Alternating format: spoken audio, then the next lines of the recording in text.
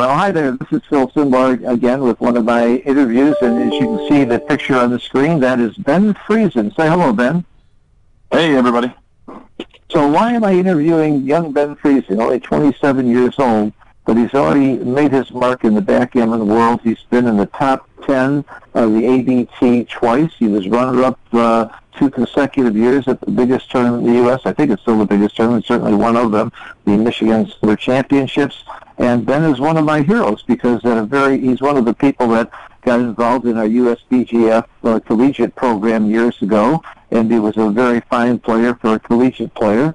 I'm very proud to say he was smart enough to take some lessons from me. I think I may have helped him some, and he's also had help from some other very fine players in Michigan and around the world. And he's become a very, very fine player, and he loves backgammon so much that he's actually become a certified teacher, part of the Backgammon Learning Center teaching group, and he is a very fine teacher. He's been teaching some intermediates and beginning players, and he's available for lessons. And let's just do a quick interview, and then I'm going to actually test Ben on 6 positions that came up in our chouette here in Chicago yesterday, where some of us had problems with these, and Ben is not seeing these, so we're going to get a live test of his skill and his thinking over the board. But first, let me ask you a couple of questions, Ben. How long have you been playing backgammon? When did you get into the game? Well, my dad taught me when I was 5. He gave me my allowance and then started taking it from me a quarter at a time. But I seriously got into the game around 2006, 2007, when I was 16 or 17. We have a great club here in Flint that I was going to weekly. Oh, so you lived in Flint and grew up in Flint? Yeah, I grew up around Flint, Michigan, where Carol Cole's club is. And I actually currently live closer to Detroit right now, but yeah, I've been able to play there. It's a great club. Was a great club to grow up in. Yeah, isn't it amazing? A small town like Flint has produced a lot of great players and a lot of great backgammon activity, and it's all because it takes one person, Carol Cole in this case, to promote the club and get people involved and keep coming every week and make it a really pleasant experience. If Flint, Michigan can do this, then you certainly can do this in just about any city around the world if you have somebody who's a good organizer and promotes the game. And I know, Flint, you often get more than 20 people a week, don't you? Yeah, we do. I mean, for a small city, not a Chicago and New York and L.A., we get 16 to 24 people just every single week. Yeah, that's a real testament to Carol and to the game of backgammon. As he exposes it to people, they'll love it. So, do you have a favorite tournament format that you like, or a favorite tournament that you go to? Well, I mean, my favorite tournament's definitely Michigan. I love just Novi and that tournament that Carol runs. It's a long weekend, so there's lots of time between matches. It's a toss-up for me on format. I really like the Swiss movement. It's the kind of tournament that I excel at because I do not get too down on myself when I lose a match. And in that format, it doesn't matter if you lose a few matches, right? You just have to win 8 before you lose 4, generally. I'm with you. I wish that every tournament was Swiss if it were me. The other thing I like about Swiss is that you know exactly when your match starts. So if you finish your match early, you can take a break, grab a bite to eat, relax, look at some positions or whatever, and you're always back for the match. And again, like you said, I always thought that Swiss, though, favored the better players because then if they got unlucky and met each other in the first or second round and knocked each other up, it doesn't happen in Swiss and they can come back. But the recent Swiss tournament we had in Chicago, every single one, they had 17, a third of the players were seeded. Every single one was knocked out except for Alfred Babbitt after 4 rounds. I was shocked that all the top players got knocked out. It was just the opposite of what I thought. I was among that. It was incredible. And what I realized is a lot of them just got really unlucky that they drew each other in the first 4 rounds. Just all the great players were just drawing each other. They had such tough draws, and I thought it was pretty fun. Yeah, that's great. That was good for the rest of us. Okay. Anything you would want to see differently changed in backgammon in tournament format or the rules or anything? Any pet peeves? Oh, man. You know, I guess the thing that I am most passionate about in backgammon is just the supporting the directors and trying to understand what it takes to run a tournament. These guys are often putting themselves at great financial risk, and they're spending hundreds of hours organizing, and then they have to deal with people harassing them all weekend about all these little things that aren't going perfectly. And I think if more people just understood, as I'm beginning to understand, because I am actually becoming a director, what it takes and how much pressure these guys are under, I think that these tournaments would go a lot smoother. People would have a lot more fun if they just didn't worry about some of these little things. Yeah, I'm with you 100%. I have run ABT tournaments. I'll never do it again. It's a thankless job. It is a tremendous amount of work, as you said, and there's always going to be 2 or 3 people that are unhappy because they didn't like they didn't like cherries, and they wish you'd had apricots instead. Right. Some stupid complaint like that. People are so self-centered, it's terrible. And by the way, sometimes no matter how hard you try, you screw up. Some things won't always go right.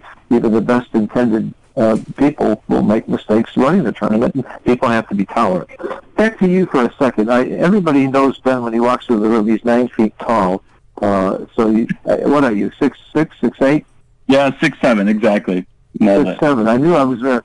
I was there in between. So does that mean you were a basketball player? Do you have any other hobbies or interests outside of backgammon?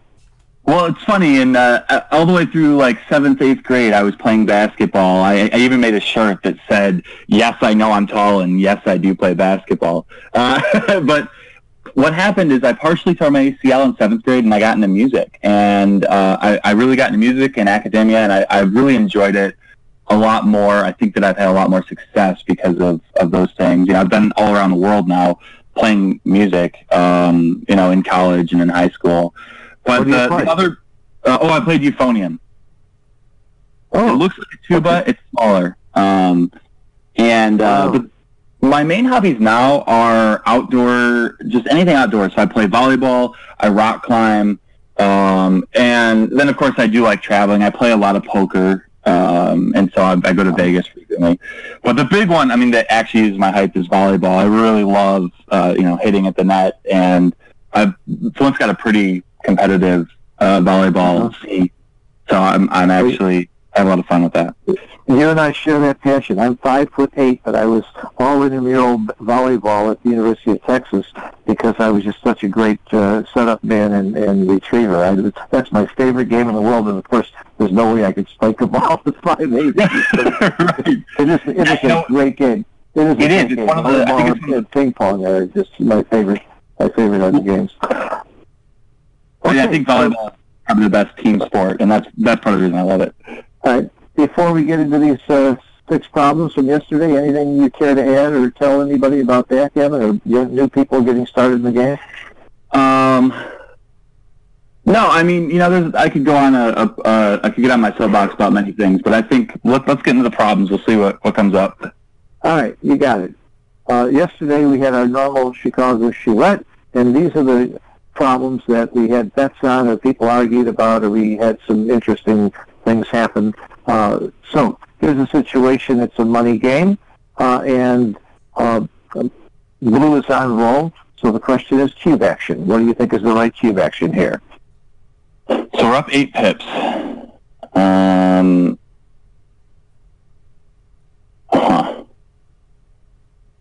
Start with Wolsey's Law. You and I always teach that. Should red take or pass first? Yep, and mentally that's where I'm at. So, my instinct is that I should be taking this all day, but I hesitate just because I take very deep personally. So that's one thing I always adjust for when I'm looking at cube positions is my natural instinct is to take. So I have to be very careful. But we're only down by 8 pips in an 82 pip race. It's obviously close. And we still have some really nice contact. Whenever our opponent rolls 5s and 4s, they might be looking to bury checkers to the ace, which helps our race. So I think we just absolutely have to take this. It might be close, but certainly I'll take this for the steam value. Just where my opponent loses, they're going to be. Right. So now you established if they're taking, are you doubling if you're blue? Yeah, that's a great question. So if I think that it might be close, then I should definitely be doubling. But I don't. It just seems It just seems so standard of a take. That's tough. I'm going to go with double take. The take to me seems, the more I look at it, seems more clear, and the double seems thin. But you nailed it. You nailed it. You nailed it. And by the way, it's not a real big double, and it's not a real big take. So the fact that you had questions and problems about it was absolutely the right response. You are perfect, and I swear to everybody watching this, Ben has not seen this position, or any of the ones I'm about to show you. And we have a rule that if you're on the 4-point or higher, it's pretty much about the race. So you can always take for the race, and you should always be considering the race when you double. And you nailed it. Red's got a chance to maybe get a shot and slow Blue down, and he's also got race vig. From a pure racing standpoint, it's not real exciting because of all the crossovers. It's not just the 8 pips; it's all the crossovers, and that's a problem.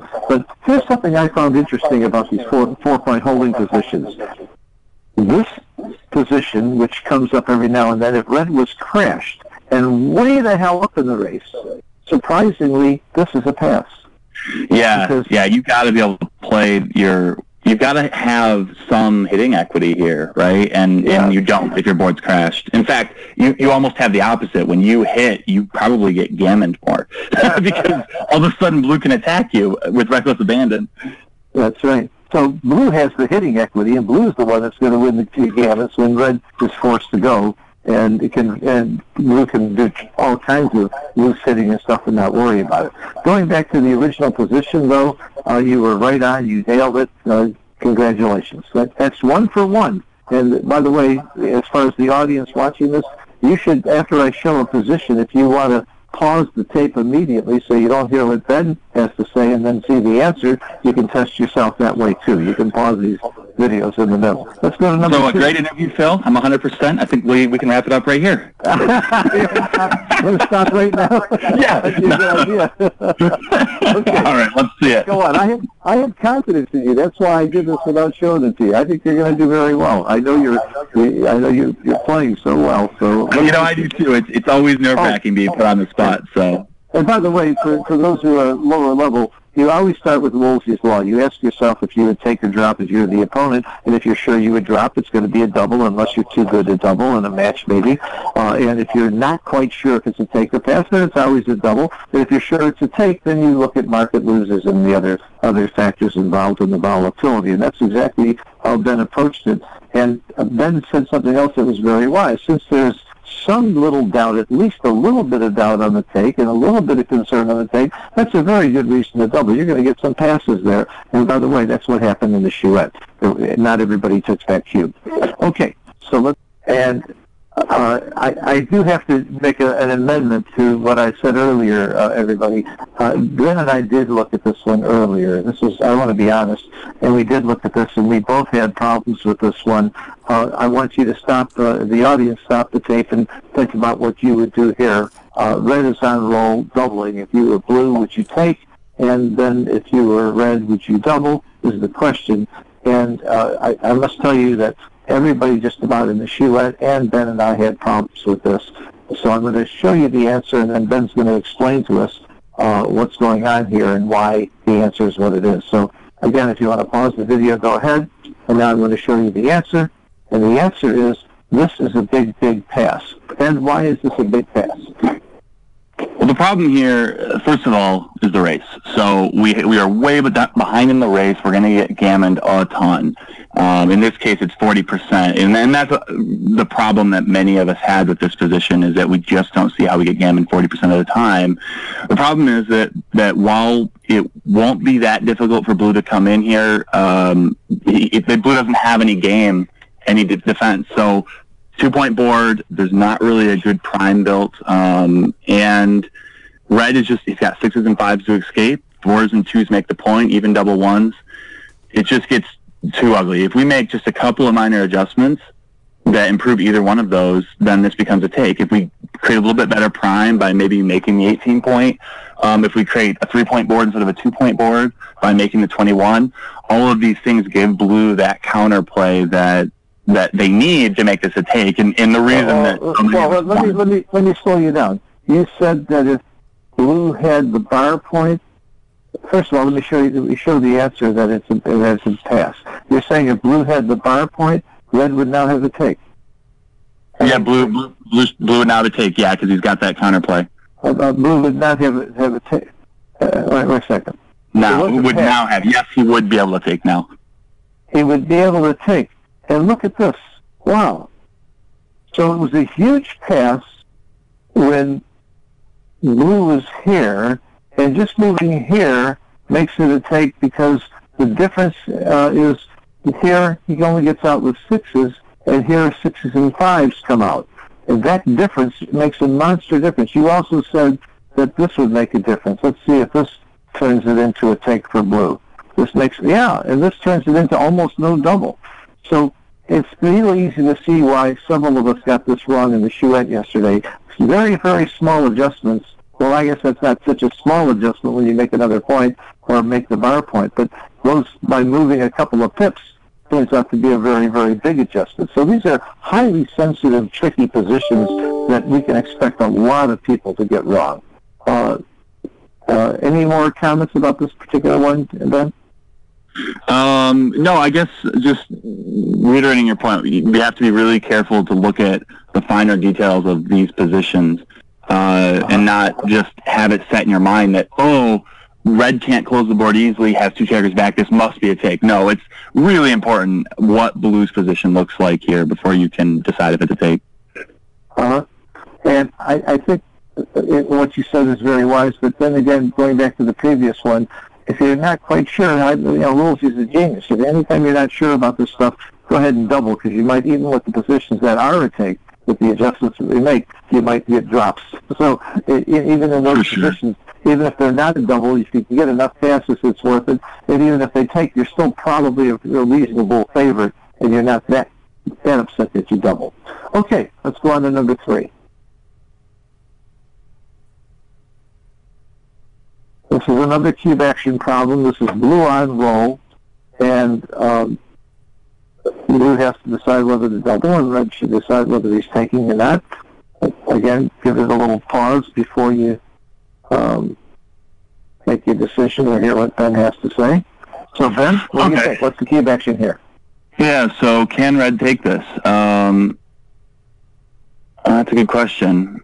It looks fairly standard, prime versus, I don't even know what to call reds. I guess red's going to try to probably blitz. But if red gets primed, it becomes pretty tough. So I guess my first question is, what's the race? We're down by 10. And my second question is, how often does blue either hit that checker on the 14 or make the 7 point, which creates a pretty nice 5 prime. Effectively at 6 prime with red on the 2 point. And those happen pretty often. So I know right off the top we've got 17 covers. Is that right? With sixes. I'm just going off of memory. 11, 2, 2, 1, 1. Yeah, of course it's 17. Why do I doubt myself? So 17 covers on the 7, and then we also have another 2 numbers that hit. Is that right? Yeah, that should be right. So 19 great numbers for blue. So you're saying there are 17 sixes plus a 5-4 that hits the outside checker. That's the 19. You didn't count 6-3 because you already counted the sixes in the 17 here. So I agree with you. You got 19 really strong numbers for blue. Blue doesn't lose his market, and he hits with the 5-4 if red comes in and hits back. But most of the time he's going to lose his mark with a 5-4 or a 6. He also covers this point with a 1, but that won't lose your market if red rolls a 6 and can hit this checker or rolls double 5s or numbers at 0.64.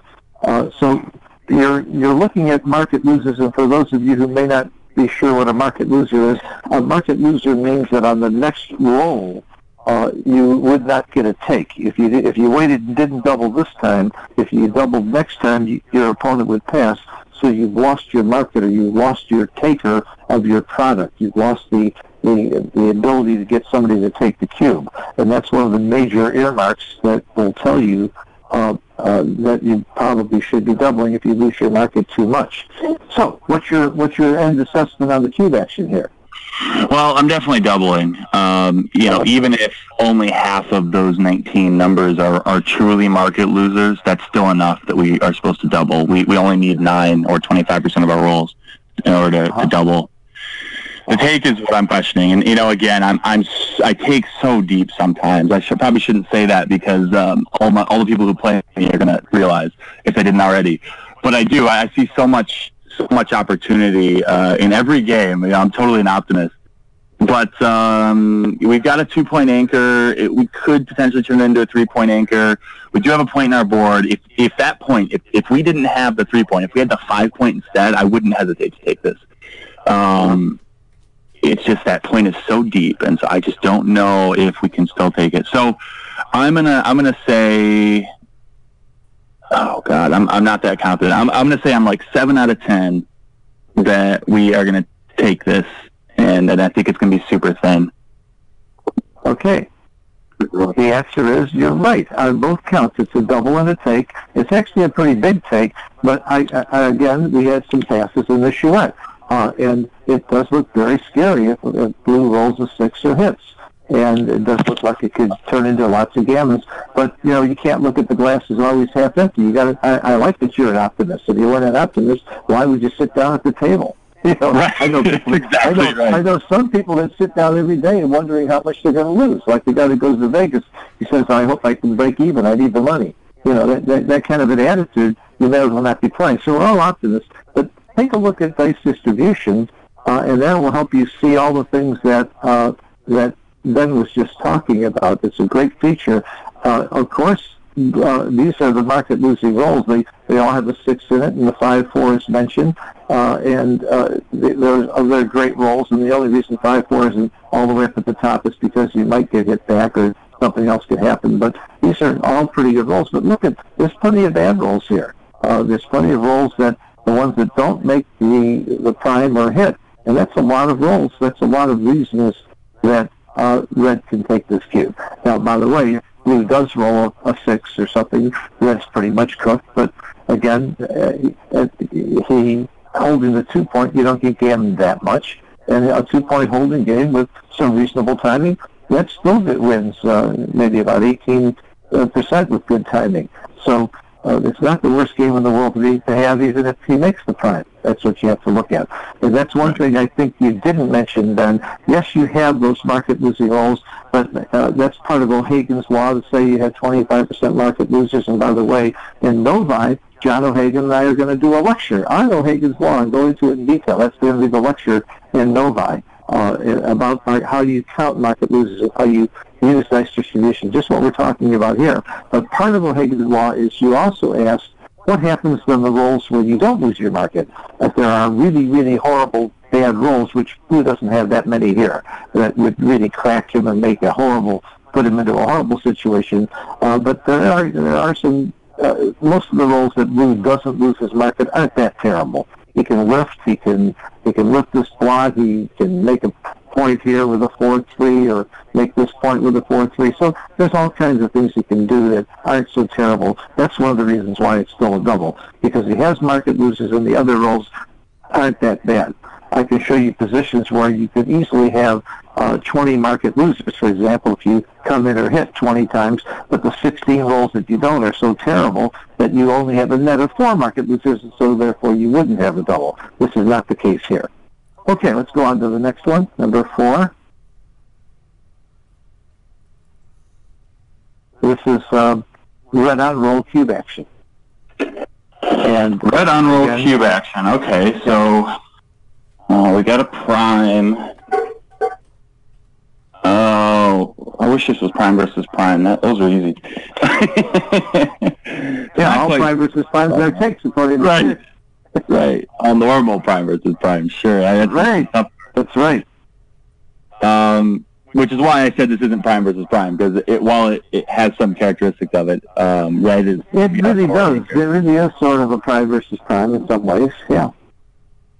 Okay, so am I taking as blue? Well, what is blue hoping for? Because obviously with a 6 prime, things get pretty ugly. Blue is hoping for cracking an entering number that cracks, and that's like quite a few numbers. So entering numbers that aren't 6 and fives, twos and fours, minus what? 8 rolls, so 12 rolls cracked, but then blue has to hit. And then there's another roll. I don't know. It just seems like we're hoping for such a thin percentage in order to take this. So 12 rolls now. If red dances, we're bringing checkers in, and we're looking at another 12 rolls. And we'll bring more checkers in. That's the pessimistic view. If we take the optimistic view, we roll one of the 12 now, and red just starts attacking. Oh man, I don't know. This is a tough one. Am I taking this as blue? No, I guess I'm not. So I guess I'm going to say. So you're definitely doubling. Okay. Yeah. First of all, I want to give you a pat on the back for coming up with 12 cracking rolls. You did that so fast. It took me a while. You must have. I'm going to have to take a lesson from you on how to count. But this is not even a double. Wow. So 12 cracking numbers is enough, I guess. Well, and again, let me prove that Ben is right. Go to dice distribution, and if you count these bad rolls right here, this is 2, 4, 5, 6, 7, 8, 9, 10, 11, 12. He nailed it. All the other numbers, you get killed if he rolls them. If he comes in and doesn't crack, or just dances, that doesn't crack. But there are 12 rolls which is 33%. And look, those winning chances are pretty close to that, 33%. Well, so let me fill in everybody on what I did in my head, right? So what I said is 12 numbers that are bad. The rest are great. 24 numbers are definitely market losers. And the judgment that I was trying to make was, how bad are those bad numbers? Because just because somebody has more than 9 market losers, even if they have 24 market losers, if the other numbers are really bad, you can still take. And my assessment, while wrong, was that they weren't bad enough. Uh-huh. And they are, apparently. Okay. Yeah. So they are. But picture red rolling a 2-4 or a 2-5. I know 2-5 doesn't crack. 4-3. All those cracking numbers are going to be pretty ugly for blue, for red, and gives blue a pretty good game holding the cube. And again, the other thing to look at is the gammons. This is the surprising thing. Gammons are about even. There's only a 1% difference in who wins more gammons. So if you got 32% winning chances and gammons are close to 0 either way, you only need about 21.5% to take, or 22% to take a money game. Once you have the cube vig, it's a take. But I have to tell you, I doubled this, and I had some drops. Carter, who always took, and I did get lucky, and I had an immediate roll of a 2-5, and I think I ended up winning a gammon. But yeah, I guess I got very lucky to do that. That's really important here, right? So we're definitely, in practice, most humans are doubling this. But what's really important is that we have to actually know that it's not a double, right? Because if you're on the other side, you don't want to be the one that passes incorrectly. So, I hopefully in the future we'll come up with the fact that this isn't a double, but I'm doubling it anyway because I know that people are passing. There's another feature of Extreme Gammon. It says that if you get passes 6% of the time, that more than makes up for your 3% error of doubling. And I guarantee if you doubled 1,000 good backgammon players here, you're going to get passes a lot more than 6%. My guess is well over a third people are going to pass this cube. I wasn't sure it was wrong. It was right to take it or not over the board. After looking at it myself, it looked very scary. But then when I counted, it took me longer than you, but I came up with the 12 cracking numbers. I was pretty sure it was a take. I was hoping for passes. Okay, next one. Number 5. We got 2 more to do. So this is our checker play problem with red to play 5-4. The cube has already been turned. Red has doubled blue in this position. And now red has a 5-4 to play. You've got a problem. What should he do? Give it some thought. Yeah. So generally, we don't want to break our 5 primes here. It's a lot harder for blue to roll the immediate 6 than it is for red to recover after breaking and getting hit. So you're. And by the way, let me stop you there. Ben is exactly right. One of the worst plays you could make would be to hit. And if you hit, you're giving him 12 numbers that hit you here, plus a 1-6 is 14 good numbers. If you don't hit, You're worried about him rolling a 6, which is only 11 members. And by the way, if you do hit and get hit, it looks like a lot of gammon. So that would be a very bad play. So now your choice is whether or not you come out and leave the slotted or come out and clear the blot. That's really the only two plays that are left. So we've helped you. Ben has already helped you. So which of those plays do you like, Ben? Exactly, and that is a great question. So blue owns the cube. That's going to be really important here, right? When blue hits a shot, he doesn't have to roll this home. It's over. Certainly leans me towards picking up the blot. But the problem is that we can never secure this game until we make the 6 prime. So which of those is more important, right? So what does Stick tell you to do when in doubt? Check When in doubt, cheat. I mean, wait. God, maybe that wasn't a good joke. I swear. No, it's okay. I like that joke. I'm sure Stick will like it too. So when in doubt, what should you do? What play should you make when you're in doubt? Oh, the bold play. No, not really. It's Stick's mantra. When in doubt, make the DMP play. Right. Well, what's the DMP play, Phil? I'm trying to figure that out. No, you're right. So the DMP play is to come out and leave it slotted. Leave it slotted. Right. It's right, and that's the play, because yes, you will get gammoned a lot if he rolls a 6, but you're going to lose the game most of the time. Now, I had to roll this out because it wasn't real clear. It was fairly close, only 3% after I rolled it out. But you nailed it, Ben. If you don't leave that block there, how are you going to win this game? He can roll a 6 anytime in the next 3-4 rolls, and you're probably going to lose. So you have to hope he doesn't roll a 6, which he doesn't roll about 70% of the time. And if you can make that prime, or even if he doesn't come out for your next roll, you might be able to point on him, with a double 1 or a 6-3 or a 5-3. And by the way, that's what happened. I rolled a 5-3 and made the point and brought the game home after leaving it slotted. But again, when in doubt, make the play that even though gammons are scary, that doesn't worry about the gammons, because gammons are only worth half as much as winning and losing the game. You are going to lose a lot more gammons this way. Absolutely. And that's actually one of the first things that I did after I started taking lessons with you, is I started just practicing my DMP play, because things start to become so much more obvious to you that you just win so much more when you're making DMP plays. The computer actually dings you, says you made a blunder, and you go, no, that's a standard play. And you look back and you go, wow, that's only a standard play because of how many gammons you win. You can't make that play when you don't have gammons. Right. And for those of you who may not know, DMP means double match point, where gammons don't matter. Make the play that just wins the game the most when in doubt. And there's another thing that I corollary to Sticks, when in doubt, make the DMP play. My corollary is you never get gammon the games that you win. So if you're worried about getting gammon, win the game more. And by the way, you never win gammons the games that you lose. So again, one way to reduce your gammons is to win the game more, and this will win the game more. Okay, one more. You're doing great, Ben. One more. Number 6. And this was the toughest one for me. I had a double 1 to play here, and give this some time, because doubles, I have a saying about doubles. When you roll doubles, look for a great play and then find a better one. Because almost everybody sees immediately, there's several things here that would jump out at you immediately. Moving up, making a 7-point, hitting, cleaning up. There's all kinds of things that jump out at you. But when you think about it, it really isn't that easy. And I'll shut up now, and you can pause the video, and then let's see what Ben does with this play.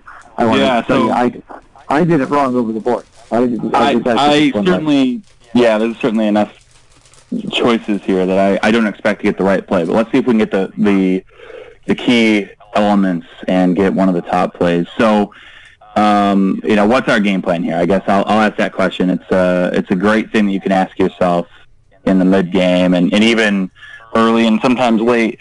So we have an anchor. It lends me to trying to play a hitting game. The problem is that our opponent has an even more forward anchor, and they're kind of, they're working on a prime. We're not really going to get shots over there. So we're not going to play a hitting game, I think, most of the time. We are, even in the race? So we're not really going to try to race them. We're probably going to have to try to play some kind of hybrid between a holding and which is a version of a hitting game, and just a. All right. Well, let me stop you for 1 second. I love that you're thinking game plan. I like everything you said, but you're not quite sure of your game plan. One thing you know is you're not going to play a priming game because he's holding your 5 points. So right. So that you do know. So here's what I always tell people: if you're not quite sure of what your game plan should be, ask yourself what his game plan is. What is he doing to you? What is his game plan? And then maybe your play should be to prevent him from being successful with his game plan if you can't come up with a clear game plan for yourself. Absolutely. And there's two clear things that I think he wants to do here. He wants to make that 5-point prime, making it harder for us to get out, and he wants to hit us. So, I mean, if I start there, then I'm left with an awkward fourth choice. And by that I mean if I play from 22 to 21 with both my checkers and 13-12, I pretty much have to hit him at that point, which I question. We're not really playing a racing game because we don't have a race lead, so maybe it's not so bad to take this risk. But at the same time, the question is how many shots are we leaving him in the outfield? I feel very confident now about moving up to 21. I've convinced myself that that's part of the play because he really would love to make that 5 prime in front of us and not dump checkers behind us. So then the question becomes, is leaving the shots on the 3-point worth reducing the shots on the 12 and the 13? And let me do a quick count. So we have...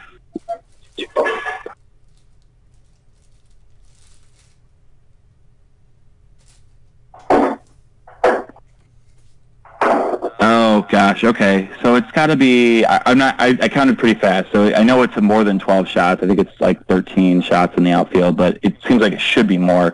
If we slash on the 3, we're looking at 11, 12, 13, 14 shots.